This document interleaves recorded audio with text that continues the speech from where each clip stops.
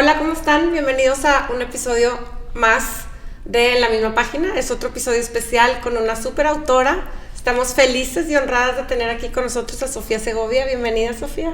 Muchas gracias por invitarme a su espacio. Gracias por estar aquí. Voy a hacer una introducción de ella. Está muy padre, muy impresionante.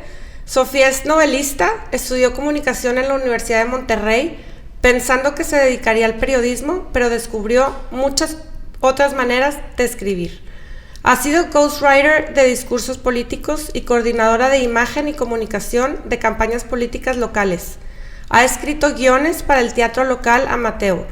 Desde el 2013 ha coordinado talleres de creación literaria en Monterrey, pues cree que México necesita no solo más lectores, sino también más escritores de regiones diversas que enriquezcan su narrativa. Es conferencista, es columnista en Opinión 51, es miembro fundador de Tres y Contando, Historias sin Fronteras, iniciativa internacional que busca promover la fuerza de la literatura como agente de acercamiento y comprensión entre las naciones. Desde el 2021 es miembro del International Women's Forum. Sofía escribe ficción imaginativa y sensorial, pero con una conexión innegable a la realidad. En su obra explora y muestra piezas perdidas del rompecabezas de la historia y de la identidad mexicana, y denuncia temas dolorosos, tal como la violencia contra las mujeres y los niños. Su primera novela, Noche de Huracán, fue publicada en el 2010 por Conarte. El murmullo de las abejas, en el 2015, fue aclamada como el descubrimiento literario del año y permanece en las listas de las novelas más vendidas de México y del mundo hispano. Huracán, el remake de Noche de Huracán, se publicó internacionalmente en agosto del 2016. Su más reciente novela, Peregrinos, la cual también ha llegado a ser bestseller de Amazon en México, fue nombrada una de las mejores novelas del año por Grupo Reforma. The Murmur of Peace, la traducción al inglés, ha sido aclamada por la crítica del Washington Post, Book Riot y Booklist, entre otros, y nominada al National Book Award del 2019. El Día Internacional del Libro, el World Economic Forum, la nombró en 2021 uno de los 7 libros que debes leer. Actualmente está entre los bestsellers de Amazon Estados Unidos. A su vez, el audiolibro fue nombrado Top 10 Audiobooks del 2019 en Audible y fue honrado ese mismo año como número 1 en la categoría Latino Literature. En 2020, Audible lo incluyó entre las 20 mejores novelas históricas de ficción del mundo y entre los 16 audiolibros para acercarse a autores latinos, entre autores como Neruda, García Márquez y Vargas Llosa. El murmullo de las abejas está en proceso de ser traducida a 17 idiomas. Ha estado entre los bestsellers también en Alemania, Rusia, Lituania y Eslovaquia, y entre todos los idiomas ya se acerca al 1,000,000 de copias vendidas. Tears of Amber es la primera traducción de Peregrinos. Se estrenó ya como bestseller y nombrado Best Release en Amazon, con un gran recibimiento por parte de lectores y por la crítica en sitios como Washington Post, Book Riot y Booklist. Más traducciones están en camino. El audiolibro fue seleccionado por Audible entre los mejores del 2021. El pasado como memoria del futuro es su más reciente obra y su primer libro de no ficción en el que, en torno al 50 aniversario de la UDEM, su alma mater, recuerda la antigua y dramática, pero olvidada o ignorada, historia de su ciudad Monterrey. Lo que más le gusta es leer viajando o viajar leyendo. En tiempo de pandemia, viaja a donde la lleven sus novelas, aunque sea charlas vía Zoom, porque cree que son los lectores los que ponen el punto final a una historia que inicia con ella. Actualmente vive entre las montañas de Monterrey, donde escribe la siguiente, que será publicada en el 2022. Wow. Sofía, wow. Felicidades por todos los logros. Wow. Sí, ha sido una experiencia increíble, la verdad. Hola, somos Cristi Mesta y Fabiola Ramírez en un programa especial de En la Misma Página, en donde platicaremos a fondo con autores, editores y maestros. Quédense con nosotros para escuchar y conocer a estas personas que nos comparten parte de sus vidas y experiencias. Que lo disfruten.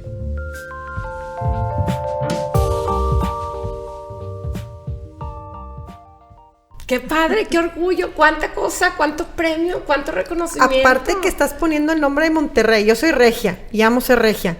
Y siento que cuando te he escuchado en las entrevistas, tú también pones ese orgullo de como que todo el norte, ¿verdad? Está... Sí, porque lo que yo estoy escribiendo, lo que intento hacer cuando escribo lo que escribo es poner una pieza perdida del rompecabezas de México. Ya, de verdad, es una pasión que tengo de decir que México se cuente completo. Claro. Y Monterrey, Linares también, incluido Monterrey en el noreste, ¿no? Noreste. No está en los libros de historia de México, para nada. O sea, Claro, Monterrey... muy poquito. Sí, nada. es una ciudad industrial, montañas, punto, se acabó. Y entonces la sensación es de que entonces nada pasa aquí. Claro. Pero pasan muchas cosas aquí, ¿no? Suceden cosas en México que nos cambian el destino. Y de eso se trata El murmullo de las abejas. Me encanta porque siempre dicen Monterrey es la joya de la corona. Y aquí como que en estos libros tú estás resaltando la importancia del territorio. Pues sí, y la importancia de la historia más contada de México, que es la Revolución, ¿verdad? Desde un punto de vista de aquí. Claro. Y entonces todo se pinta distinto, ¿no? O sea, todo, no hay una verdad absoluta. Lo que hay en este país es una diversidad de verdades.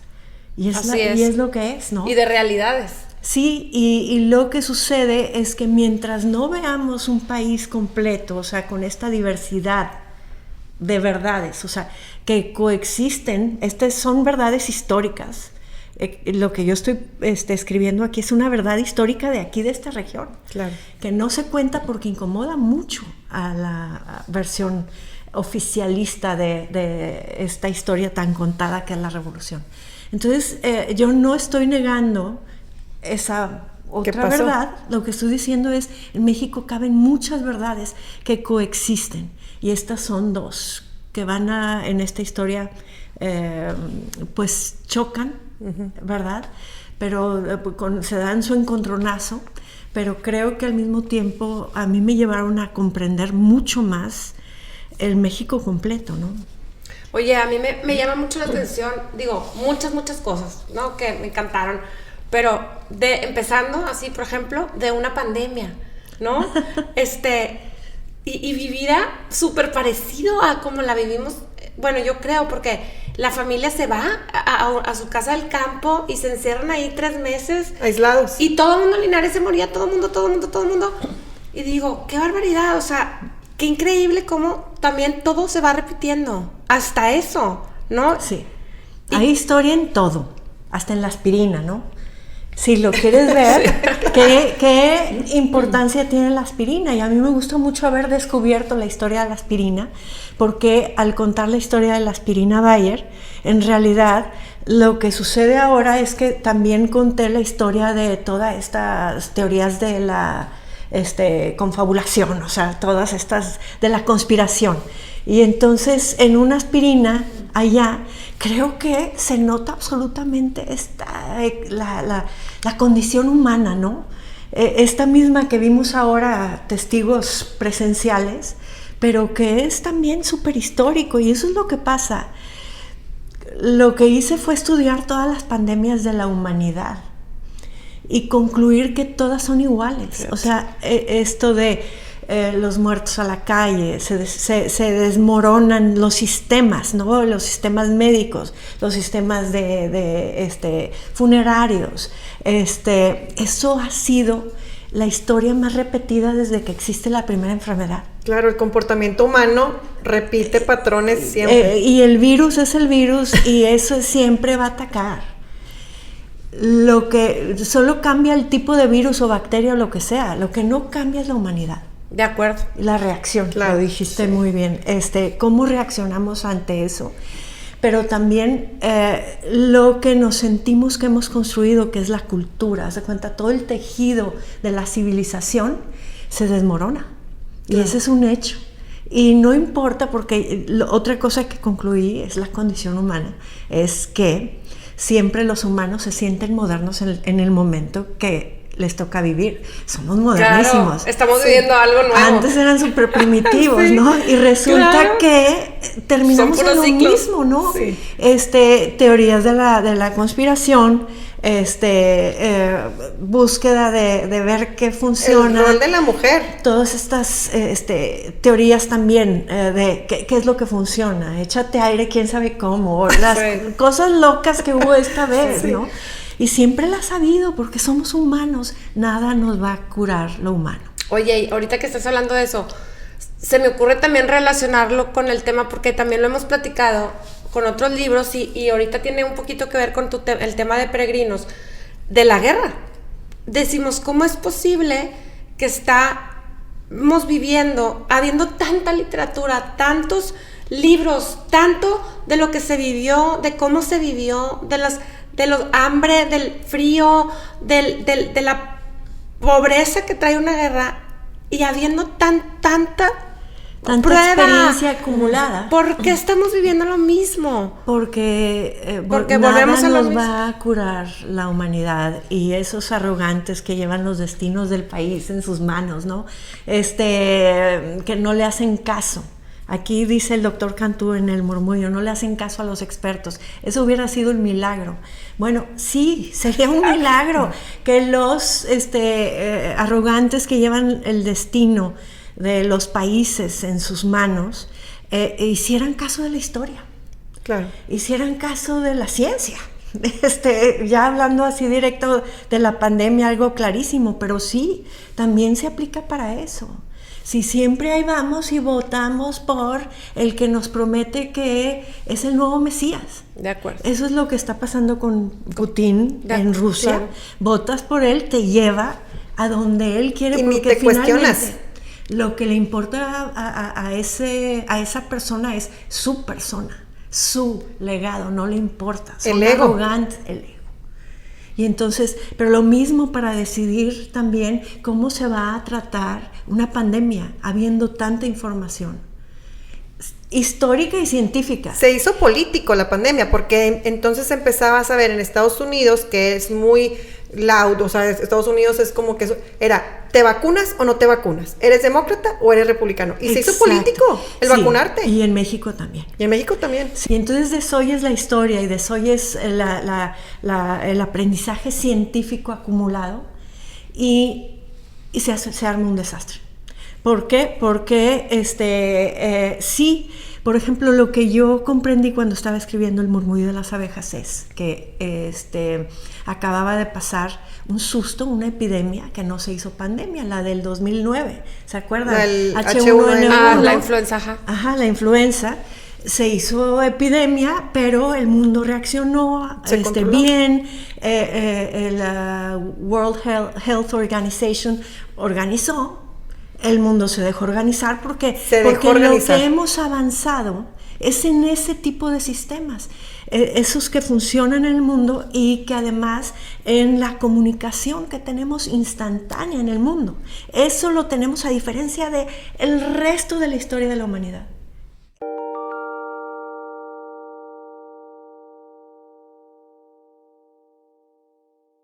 Quería regresar rápido al murmullo. Sí, regresemos al murmullo. Sí, nos desviamos un poquito, pero en ese tema de la pandemia, lo haces de una manera simpaticísima, porque de verdad eran carcajadas de Lázaro, del milagro de Lázaro que se murió y no se murió. Y no, o sea, tienes una habilidad porque luego tienes otra habilidad para hacernos llorar también. Sí, con los peregrinos, que entonces, están sensibles.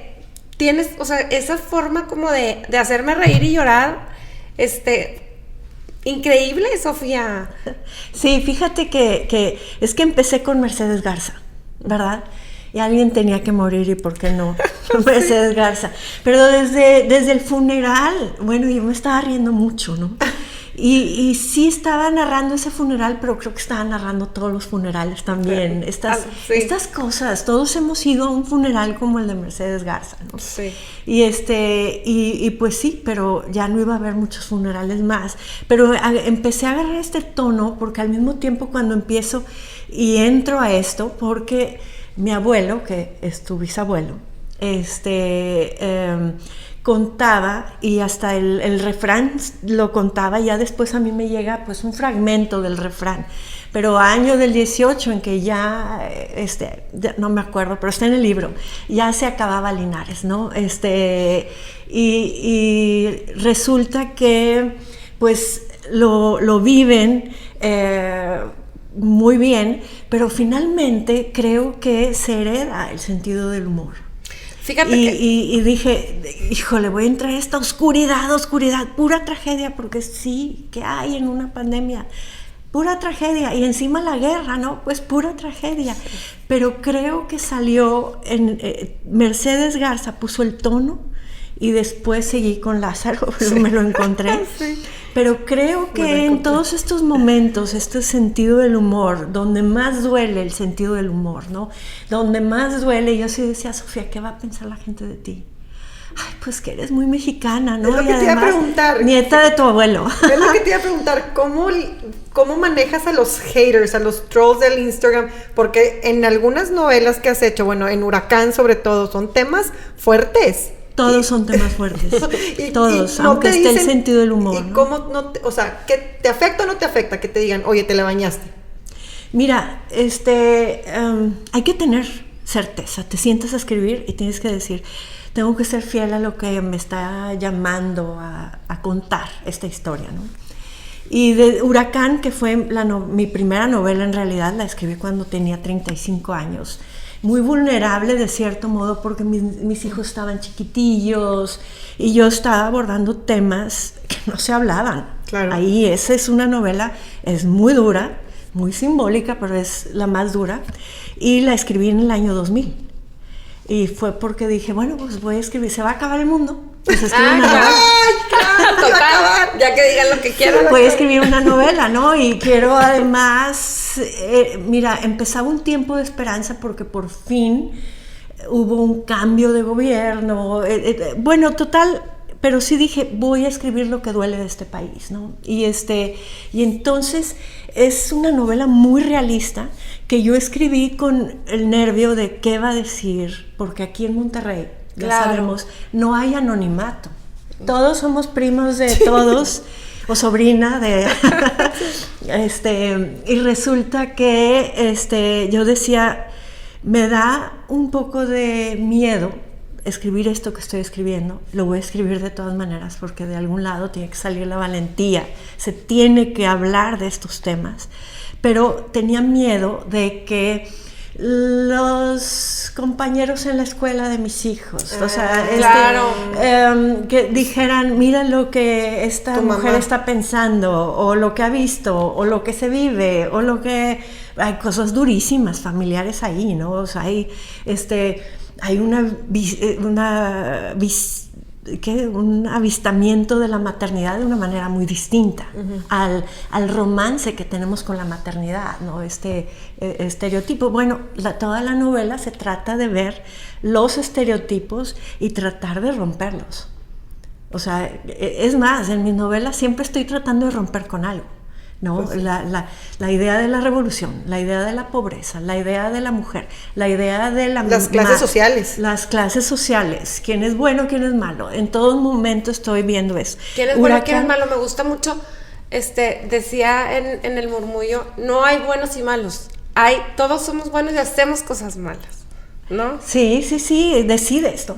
O sea, finalmente, nada te define, te defines tú. Y esta es una exploración que también siguen peregrinos de manera mucho más puntual, porque finalmente empiezo con Huracán, pero sigo siendo la misma, ¿no? Hay estas inquietudes así. Es lo que te iba a preguntar, ¿tú ya encontraste tu voz? O sea, ¿tú ya encontraste tu manera de escribir, independientemente del contexto de tu novela?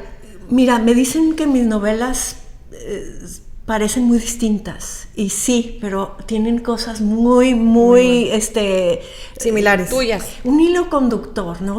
¿Por qué? Porque sí, soy yo y tengo la inquietud. Peregrinos, me hice el propósito de hacerme creer que el narrador es alemán o alemana, o sea, y que narra así, entonces se separa un poco de cómo está narrado el murmullo.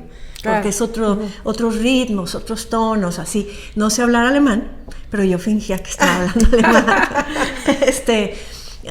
Aún cuando estoy escribiendo en español, ¿no? O sea, también la manera de hablar de los personajes, les encontré otro ritmo muy distinto. Sin embargo, fui a comprender, a escribir fui a esa historia a comprender que hay cosas que son universales. Por ejemplo, la violencia contra las mujeres, la violencia contra los niños, los traumas que dejan la guerra, etcétera, ¿no? Entonces, hay cosas que imposible de no darte cuenta que es la misma autora. Yo siento que hablas mucho de la mujer abnegada. O sea, bueno, en Huracán absolutamente la abnegada, precisamente para decir, mira lo que te sacas por tu abnegación. O sea, nadie debería de negarse a sí mismo, nunca. Nunca. Nadie debería perder su individualidad. Esa es la exploración en Huracán. Luego vemos en Beatriz, en El Murmullo, por ejemplo, esta mujer que sí tiene esta entrega por la familia y la comunidad, pero al mismo tiempo saca su fuerza. Exactamente. A mí me gusta mucho Beatriz, mucho. No es una feminista, no es, porque hubiera sido más difícil de creer una mujer feminista en 1910 en Linares, ¿sí? Más difícil de creer eso que un niño que habla con abejas. O sea, sí existe la magia ahí, pero no en esa mujer, no podía ser posible. O sea, hay ciertas cosas que funcionan, ¿no? Y entonces ahí Beatriz, a mí me gustó mucho descubrir ahí esa mujer borrada de la historia, porque es la que siempre se ha borrado de la historia cuando nos dicen Nuevo León o México, tierra de los padres de la patria y tierra de los próceres de la no sé qué. ¿Y dónde están las próceres? ¿Y dónde están las madres de la patria? Y no nada más doña Josefa que va y taconea sobre un piso, ¿no? O sea, no, hasta ahorita no conocemos de un caso que un hombre dé a luz por generación espontánea, ¿no? O sea, la vida es de dos, ¿sí? La siguiente generación se le debe a dos. Entonces yo quería ver aquí esta historia de dos y poner a esta mujer borrada en esta historia. Y Beatriz, aunque hubiera parecido una mujer abnegada o a merced de su marido, en el momento que tiene la necesidad, ella saca la fuerza y saca la casta y saca adelante todo. Bueno, es que es la mujer histórica, esa que permitió que se le borrara, pero al mismo tiempo es una mujer que descubrí que es imposible que haya esta vida que tenemos hoy sin ella. No se puede, ¿no? Cuando hubo aquí en Nuevo León, nadie conoce la historia de Nuevo León, y es súper dura, súper apasionante, o sea, súper dramática la historia de esta tierra que nadie conoce. Y por algo, para 1910 estamos ahí, en ese momento, en el murmullo de las abejas. Francisco y Beatriz son lo que son por todo lo que se vivió en la cadena ancestral. Es una historia de supervivencia, absolutamente, que a mí me fascina porque ahora me gusta pensar que somos un milagro. Estar aquí es un milagro, somos un milagro, y no nada más se debe a los padres de la patria, y no, se debe a toda esta cadena ancestral que hizo lo necesario para sobrevivir, para que estuviéramos nosotros aquí, porque la historia de Nuevo León es de guerra, de epidemias y de inundaciones. Entonces, estamos aquí porque alguien hizo lo necesario para sobrevivir, y a veces ese peso cae sobre las mujeres. Es lo que te la supervivencia tras la guerra.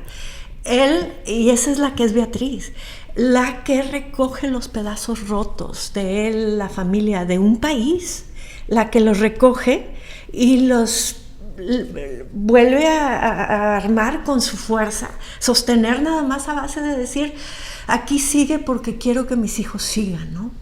Y esa es la mujer que a mí me fascinó descubrir, y la que me fascina pensar que tengo detrás, ¿no? Y es lo que te decía ahorita, tú como mujer, hoy por hoy, que eres escritora, que aparte eres ghostwriter, que me acabo de dar cuenta, no sabía, Ya eso se acabó. Ya se acabó, fuiste ghostwriter. Era.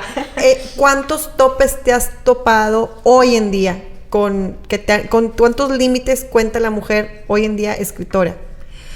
Bueno, mira, sí me preguntan mucho que si es muy difícil ser mujer y que te publiquen, y yo siempre contesto que fue más difícil ser de Monterrey. Romper esas barreras que hay, porque precisamente por eso me gusta contar lo que cuento, ¿no? O sea, no cuentas más que cierta geografía, México, no nada más de manera oficial, sino también de manera, en la literatura también. Tenemos esta literatura por mucho tiempo, creo que ya se está rompiendo, que era como Chimamanda Ngozi Adichie dice en su plática TED. Ella lo dice clarísimo, pero yo lo he ejercitado, ¿no? Esto romper the single story. No se puede contar un país con un single story. O sea, desde Huracán estoy rompiendo estos estereotipos para abrazar la diversidad que tenemos, ¿no? Y México, su historia la cuenta de una manera, te entrega paquetes que cierran perfectísimo con un moño muy bonito, sí, para que nadie se pregunte nada, para que nadie... El status quo, que no salga del status quo. Sí, y entonces, discúlpenme, en la narrativa oficial, la historia de Monterrey rompería el paquetito. Lo rompe, entonces por eso queda fuera. Es una historia muy incómoda. No, la historia de Monterrey no queda con la narrativa oficial de la revolución. ¿Sí? Me encantaría escucharla de ti, sí, toda la historia de Monterrey. Que yo amo ser regia, me pongo el orgullo de ser regia y no me sé la historia de Monterrey. Pues ya escribí el libro. ¡Ay, ya qué escribí padre! el libro. Es el pasado como memoria del futuro. Ya. Y ahí está en el murmullo también. Es nada más que haz de cuenta que digo, voy a empezar en 1910. Y no es por decir que, estos son buenos. No, lo que hago yo es absolutamente lo que es histórico, culturalmente, socialmente, políticamente, pero socialmente también hay una historia que explica por qué somos como somos y por qué todavía hasta hoy en el resto del país dicen, es que los regios son diferentes. Bueno, es que hasta nuestra historia fundacional es distinta. La conquista de México aquí no se dio, punto. Y entonces, ¿por qué vas a tener la misma historia? Porque simplemente desde el primer día que alguien puso pie aquí, todo fue distinto. Claro. La gente era distinta que vino aquí. Y entonces lo que sucedió y lo que siguió sucediendo y lo que hasta 1910, hasta hoy, nos hacen ser como somos. ¿Y qué somos hoy? Somos, sin temor a equivocarme, porque está en números muy claros de la Cruz Roja, que es una institución nacional, ¿no? Somos la ciudad más solidaria. Y hay números. En el 2017 hubo estos terremotos, el terremoto durísimo en Ciudad de México, Puebla, Oaxaca. Y resulta que Monterrey mandó más de la quinta parte de todo el apoyo del país, Monterrey. ¿Y eso qué es? ¿Es casualidad? No. O sea, somos generosos. Pero no es nada más porque así nos hizo Dios. No, es porque se ha creado una cultura. Sobrevivimos toda la historia tremendísima de esta ciudad, sabiendo que se tiene que ser solidario. Sabemos eso, lo tenemos ya como un aprendizaje, pero no es nada más porque somos de Monterrey, sino que venimos de gente que así ha sobrevivido por milenios.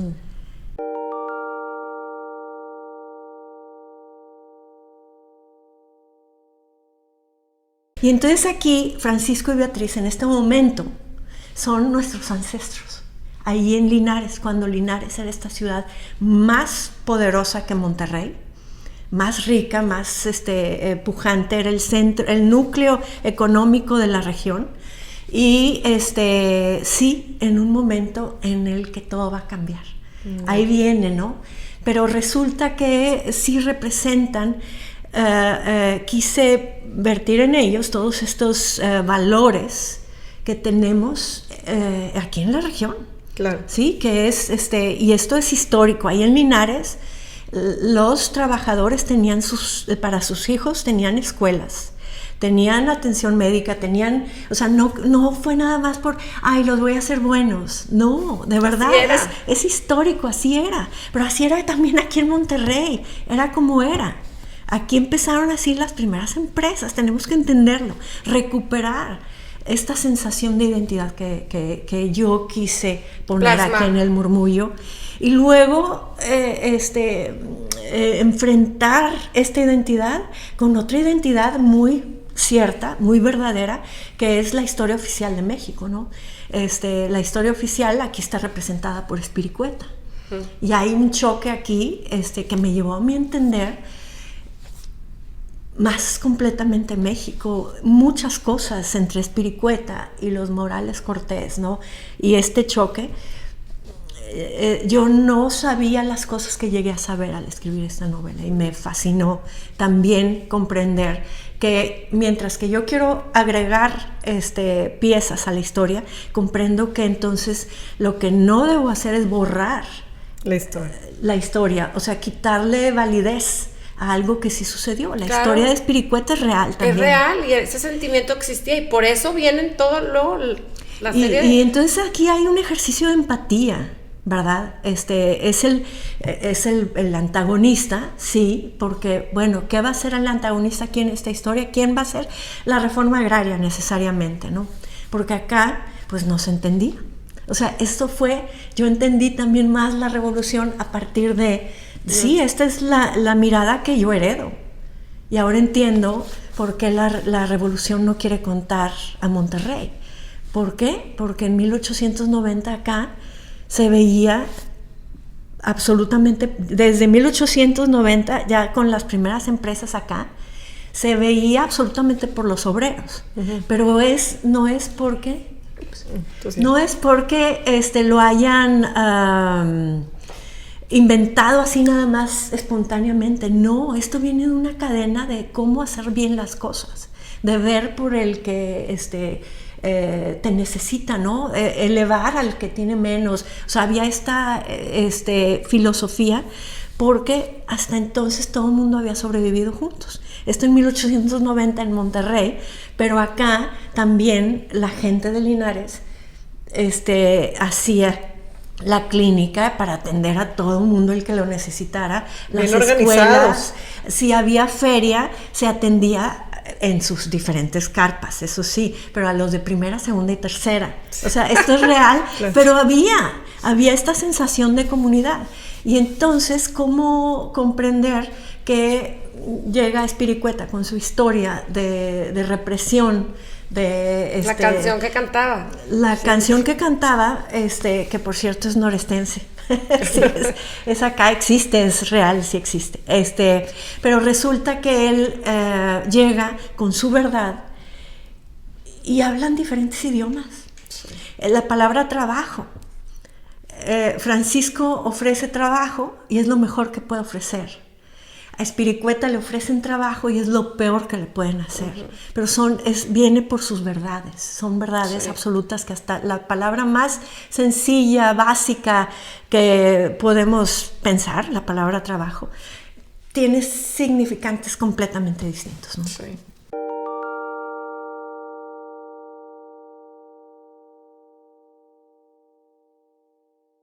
Oye, y es impresionante cómo, siendo algo tan, o pareciendo ser un tema tan local, ¿no? Que piensas que a lo mejor en Hidalgo o en Tabasco no van a entender el cómo funcionaba aquí las cosas. Está en 17 idiomas. Sí. Y en todos los países, aparte. Sí, fíjate, ha sido algo bien bonito. Ha tomado 7 años, estoy celebrando los 7 años de la publicación del Murmullo de las Abejas, pero resulta que, como les decía, fue más difícil ser publicada por ser de Monterrey que por ser mujer. Y es verdad, porque yo llegué con para empezar, por ejemplo, Huracán, pues no me la habían publicado, sí la habían mandado, no recibí respuesta, yo creo que vieron el remitente. ¿Y qué se siente? ¿Qué se siente eso? El silencio es muy duro. Sí. Es muy duro y ¿Te dan ganas de volver a escribir o dices, la voy a volver a mejorar o ya no la quiero volver a ver? Me quedé esperando 7 años hasta que se publicó aquí por Conarte por primera vez en el 2010. Que por cierto ya cuando lo leyó gente por primera vez, habían pasado 10 años desde que empecé y resulta que muchas cosas habían pasado aquí a esta ciudad que va desarrollando cultura a pasos agigantados, ¿no? Y entonces ya no tuve tanto miedo cuando la leyó la gente. Y lo que sí sucedía es que me decían, Sofi, tenía que ver la contraportada para ver tu foto, a ver si eras tú, porque no lo podía creer. Bueno, sí, es que te digo, aborda temas huracanados. Complicados, sí. Sí, y resulta que me quedé esperando y resulta que dije, voy a volver a intentar con El Murmullo. Yo creo mucho en esta historia, yo creo, o sea, escribir con certeza, ¿no? De que estás por buen camino. Y resulta que la mandé y tuve suerte. Una editora la abrió, la que después sería mi editora la abrió y le gustó. Y en 2 meses estábamos firmando el contrato. Y cuando fui a firmar el contrato, le dije, bueno, y en el contrato dice de traducciones y de películas y de todo. Me dice, no son promesas. Claro. Son planes de contingencia nada más para tenerte por si acaso, toda cubierta, ¿no? Por si acaso. Toda cubierta. Y me dice, y además, dice, pues nunca pasa acá en México. No pasa porque pues nunca nos quieren publicar nada en España y además, para empezar, tu novela es tan regional que ni siquiera sé, a mí me gustó mucho, me dice, pero yo ni siquiera sé si le va a gustar a México porque tu novela es súper regional. Y le dije, mira, no hay novela en la historia de la humanidad que no sea regional. Los Miserables, 100 años de soledad, La Guerra y la Paz, los Juegos de Ender suceden en el espacio, ¿no? Y ahí vamos, a ese viaje. La literatura es un viaje, claro. ¿Sí? ¿Por qué no va a querer venir un sueco a Linares si yo fui a Suecia a leer The Girl with the Dragon Tattoo? Ah, buenísimo. ¿Verdad? No puedo ni pronunciar los nombres. Sí. Pero ahí vamos. Y nos picamos y leemos de donde sea porque queremos, los lectores lo que queremos es viajar, ¿no? Claro. Y le dije, yo sí veo mi novela en todos lados.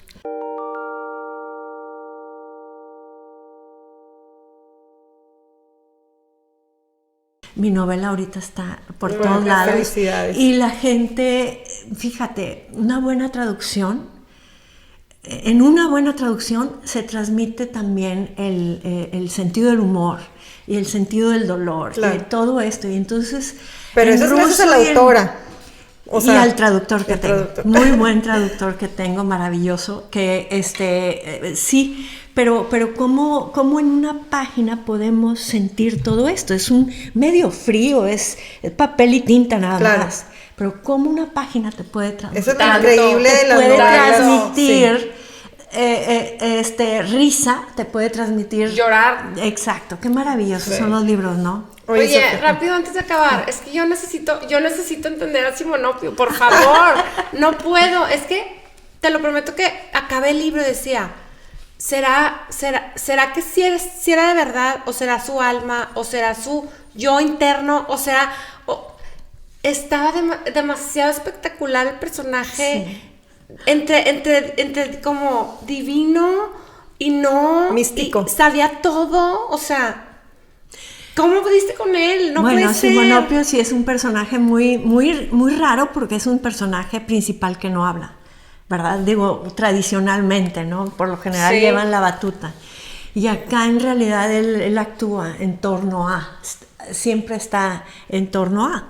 Y lo que pasa es que llega con mucho misterio, hay mucho misticismo en el primer párrafo de la novela porque llega el bebé, ¿no? Ahí sí. Es donde llega con las abejas. Y comprendí que necesitaba ser un personaje misterioso. Siempre, y dije, los que no hablan guardan su misterio. No, yo que claro. Hablo muchísimo ya, pero bueno, resulta que dije, ¿cómo voy a hacer que guarde silencio? Y en el colegio de mis hijos participan mucho en esto de Operation Smile y resulta que Tiene labio leporino. Sí, eso es lo que tiene. Fríamente, científicamente, le llamas así, pero ahí en 1910 Claro. hay misterio, ¿no? Y además hay silencio porque nadie va a tener, o sea, es el momento, tengo que ser fiel al momento histórico. Pero Simonopio, y ahí es donde decía, el momento histórico es el momento histórico y la mujer es la mujer y lo que pasa es lo que pasa, pero Simonopio está en toda libertad. ¿Por qué? Porque resulta que no está solo Simonopio, está con la nanarreja y con las abejas.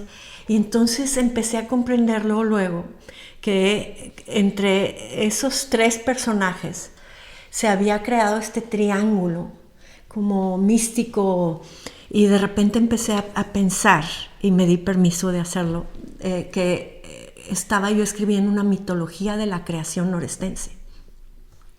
Y resulta que entonces, o sea, de cierto modo, pues sí, porque a partir de este momento cambia la vida norestense, cambia la vida de Monterrey, cambia la vida de Linares, todo cambia a partir de ese momento de manera súper dramática.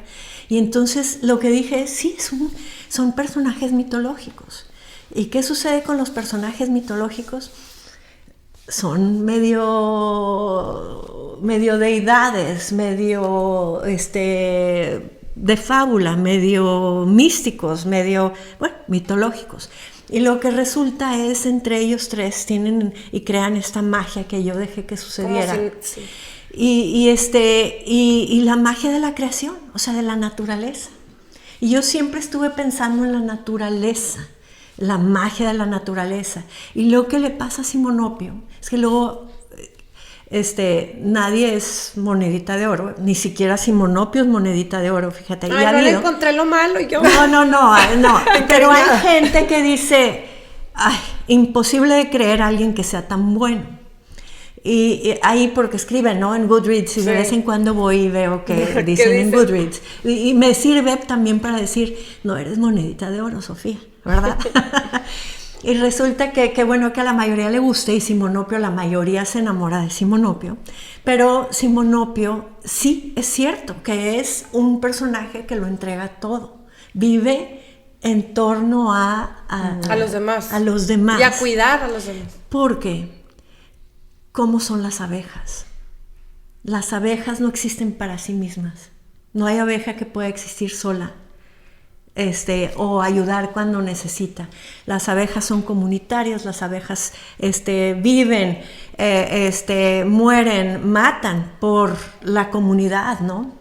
Y entonces lo que sucedió con Simonopio es que absolutamente en mi imaginación se fue convirtiendo en un niño abeja. Es abeja. Y ve lo que ven las abejas.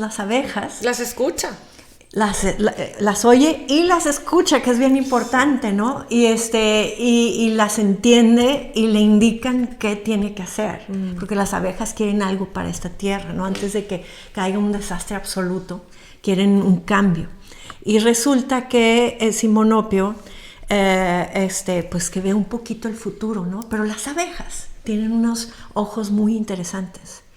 Ven para todos lados al mismo tiempo, para atrás, que es el pasado, para un lado, para el otro, para arriba, para abajo, pero ven un poquito más allá del horizonte. Entonces eso es ver un poquito el futuro, ¿no? O sea, un poquito más el horizonte para atrás, un poquito más el horizonte para adelante. Y saben dónde están paradas. Saben absolutamente siempre dónde están, ¿no? Tienen esta geolocalización increíble, pero ya eso dije, mira, es como ver un poquito el futuro, y entonces Simonopio ve un poquito el futuro. Entonces lo que es Simonopio no es otra cosa más que una abeja con forma de niño. Es que al final, no quiero decir el final, pero al final, el mero final, cuando acaban juntos otra vez, dije yo, es que ellos tenían que acabar juntos, es que a lo mejor estaban como medio ligados o eran parte uno del otro, o sea, como que estaban muy, muy juntos. Muy juntos porque Simonopio es de enjambre, sí, ¿verdad? O sea, Simonopio le enseña a Francisco a hacer del enjambre. Sí. Y al final es un final muy abierto y es lo que me presenta más quejas.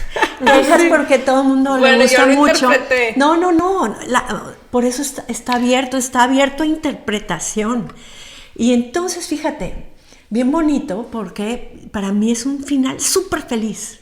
Pero había gente que me escribía y me decía, es que qué triste final. Y yo, ¿por qué? No, a si mí... se va la vida a vivir eternamente bajo ese puente donde no pasa el tiempo. Pero había gente que decía, se muere. Sí. Y yo, no, ¿y por qué se murió mágico, la nana ¿no? reja? ¿Y por qué? Pues si no vienen viviendo ya Yo todo sí, en la vida, sí, pero o sea, yo sí pensé... más años de los que le corresponde a la nana No, reja. la nana reja ya estaba, o sea, pero hay súper magia pesada. ahí también. Sí, Pero eso es ¿no? lo mágico también de las novelas o de los libros, que cada quien interpreta lo que está leyendo y lo estás Así es. escuchando en una voz propia interior. Cada lector es un Que universo. entonces, exactamente, es lo que empieza como a hacer este remolino de sentimientos, ideas y que es por eso es exitosa, ¿verdad? O sea, porque lo hace. Sí, es cuando un libro te deja pensando, ¿no? Y te deja ese sentimiento a mí me dejó un sentimiento divino porque yo sí creí que se murió, pero que se murió juntos, o sea, finalmente regresa a estar con él y se mueren juntos. No sé si se mueren o qué pasa con ellos, porque pues no sé, con la magia, ¿verdad? Pero ya se queda con él y ya ahí ya estaba. se queda, sí, exacto, se queda Eso con sí. él. Lo que pasa es que me dicen, pero ¿qué le pasó a Simonopio? Pues se quedó cuidando las abejas, ahí está en el libro. Sí.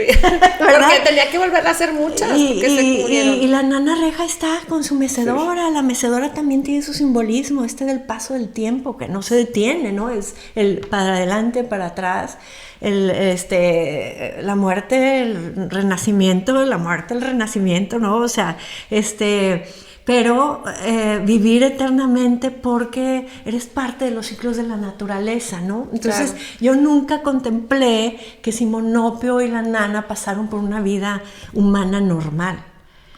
Simplemente contemplo acá que le dan cabida a Francisco, lo invitan a entrar.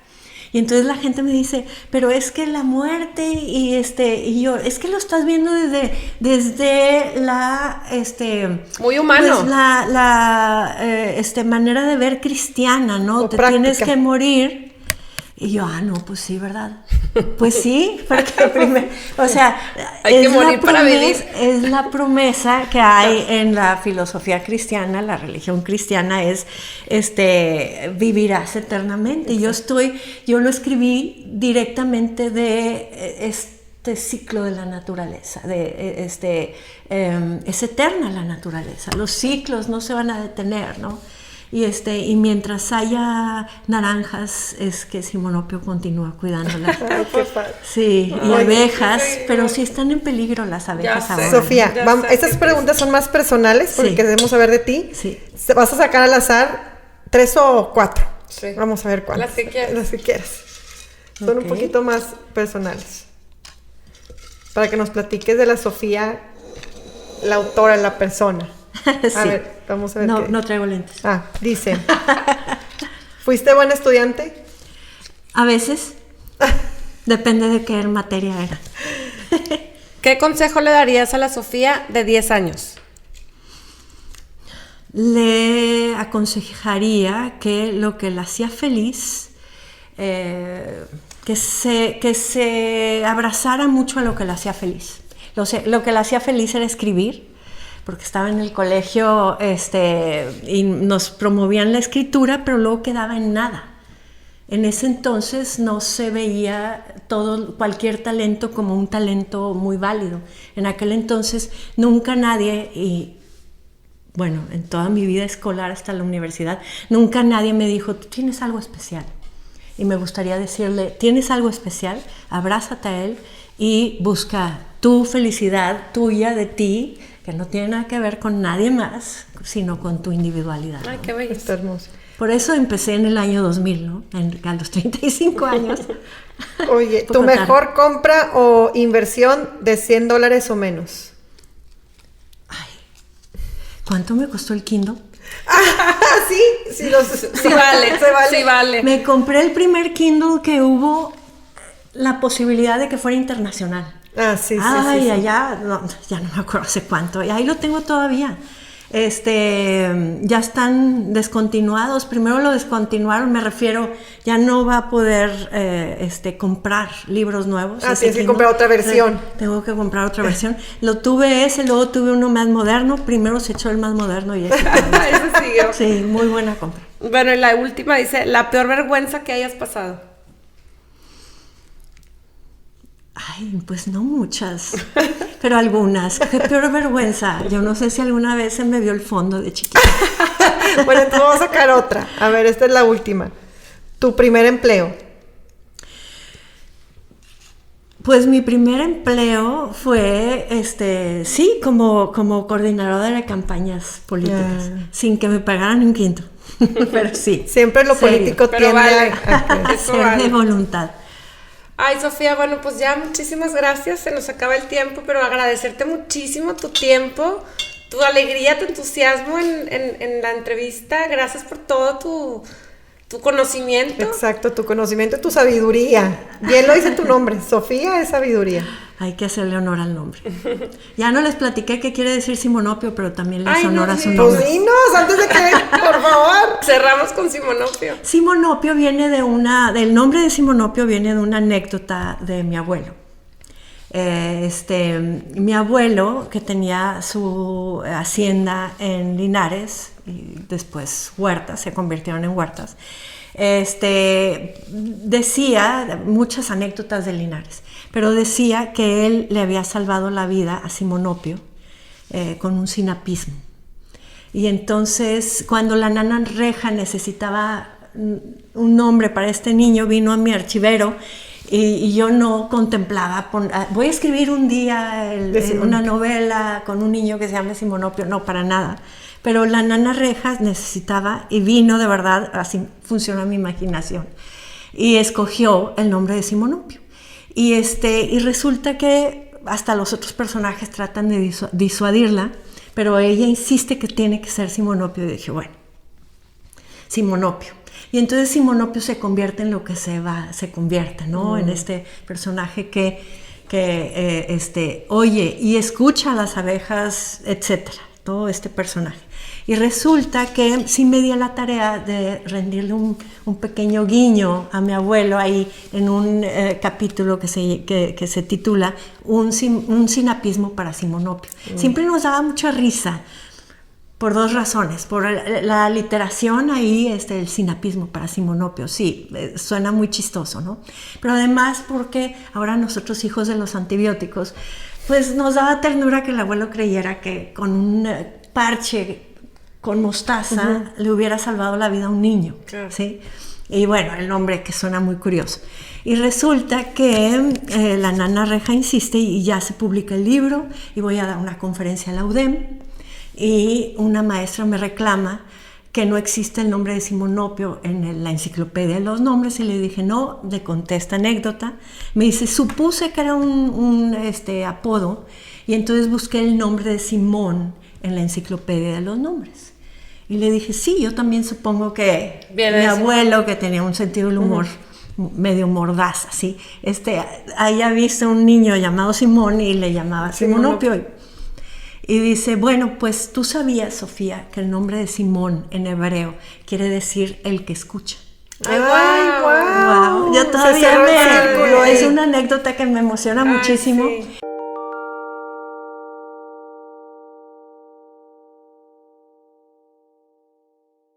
Pues muchísimas gracias. Aquí te dejamos un regalito de agradecimiento. Ay, ¿qué es? Claro que puedes ver. Es tipo un sommelier para tu té, café, vino, lo que quieras. La misma página. Exacto. Muchas gracias. Ay, gracias a ti. Gracias. Estuvimos encantadas contigo. Yo también. Muchas gracias por invitarme a su espacio. Gracias. Bye.